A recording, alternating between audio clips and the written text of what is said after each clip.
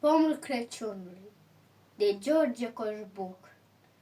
Tu n-ai văzut pădurea, copile drag al meu, pădurea iarna doarme, că așa vrea Dumnezeu, și numai câte un viscol o bate uneori, ea plânge atunci cu hohot, cuprinsă de fiori, și tace apoi și adorme când viscolele pierd.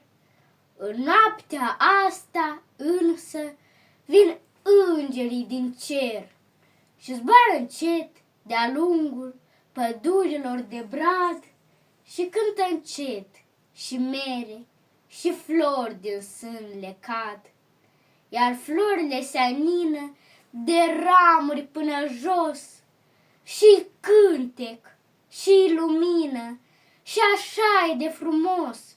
Iar brazii se deșteaptă, se miră, asta cei, se bucură și cântă ca îngerii și ei.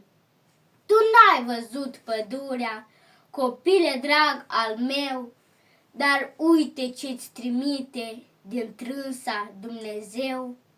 Un înger rupse o creangă din brazii cu făclii, așa cum a găsit-o, cu flori și jucării. Departe, într-un staul, e-n fașa acum Iisus și îngerii, o, câte și câte i-au adus, dar El e bun și împarte la toți câți îl iubesc. Tu vino și te închină, zi, Doamne, îți mulțumesc!